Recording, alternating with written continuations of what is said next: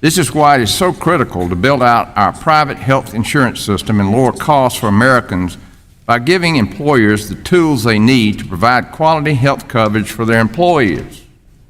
We do this with general liability insurance in our own business. We have co-ops to reduce costs. It's made us a much safer company. And when we reduce costs, we are able to pass those savings on to the consumer. As a small business owner, I was fortunate to be able to offer my employees private health insurance without having to send them to the ACA exchange, and I understand how much employers want to be able to offer their employees quality health coverage at a low cost. Unfortunately, many small businesses lack the economies of scale needed to negotiate lower prices with insurance companies.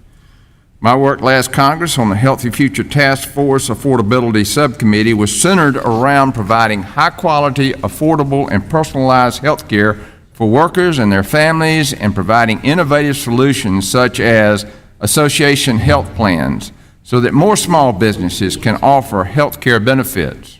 That is why I was proud to become an original co-sponsor of the Association Health Plans Act, which will help remove barriers for employers, especially small businesses, and allow them to band together in association plans to lower their costs. You know, I asked my colleagues, you gave unions the waiver. This legislation will also expand association health plans by allowing self-employed individuals to participate in an ERISA-covered health plan. I encourage all my colleagues to vote in favor of this legislation to expand association health plans for small businesses and the self-employed. And with that, I yield back. Greetings, friends. I have exciting news to share with you this Monday. More relief is on the way to millions of Americans. So if you're experiencing financial difficulties, you may be able to claim thousands of dollars in relief from your state. There are several states that are now offering help with bills. This assistance is worth up to $12,300. My dearest friends, please make sure that you watch until the end of this video. Also know that this coming Friday, I will be announcing more winners for the Walmart gift card giveaway. If you'd like to enter these weekly giveaways, all you need to do, friends, is click and like several of my videos, and then comment below the keyword of each video that you watch.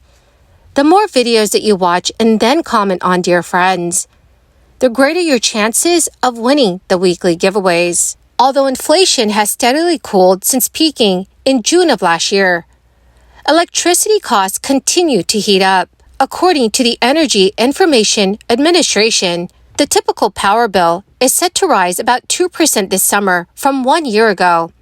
The Energy Information Administration stated, although wholesale power prices have come down significantly so far in 2023, those lower costs may not be apparent in retail prices until later this year or in 2024.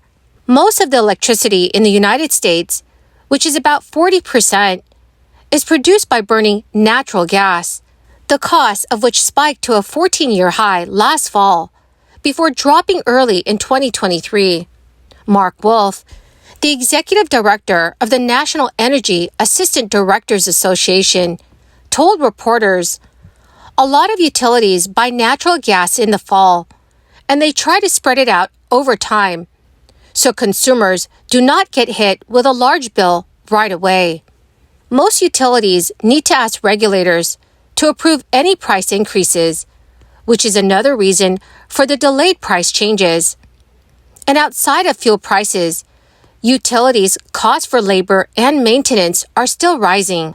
Large parts of the electrical grid were built decades ago and are in need of replacement, even before the upgrade announced by the White House last year to accommodate more electric cars and the rollout of more solar and wind power.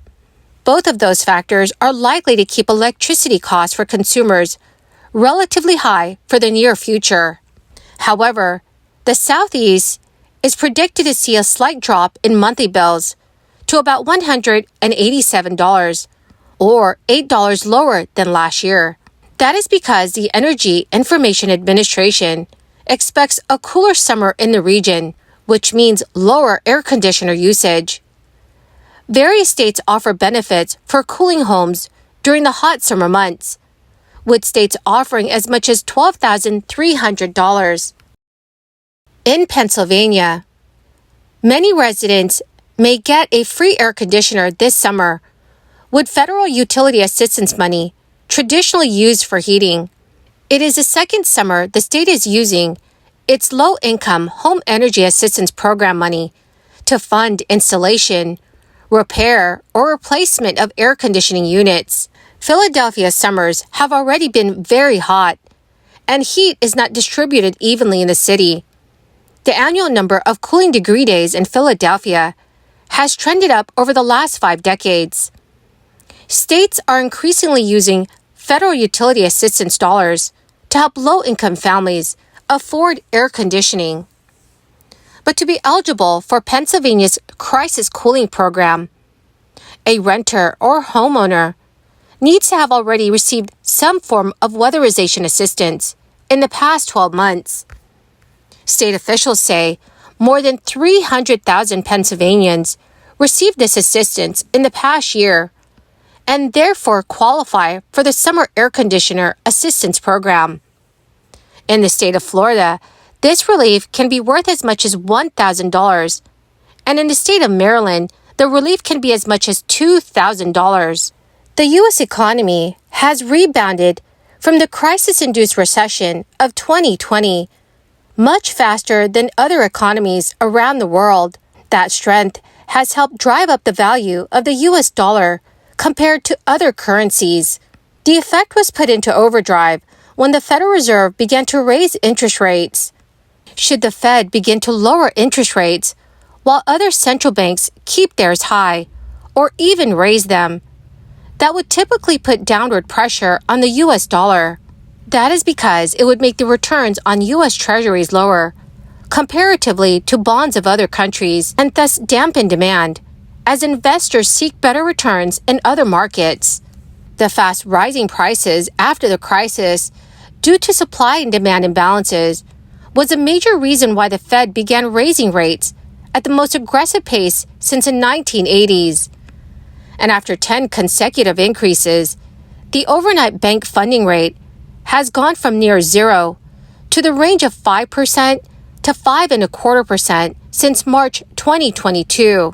Future investors are betting that policymakers will skip an increase when they meet on June 13th or 14th.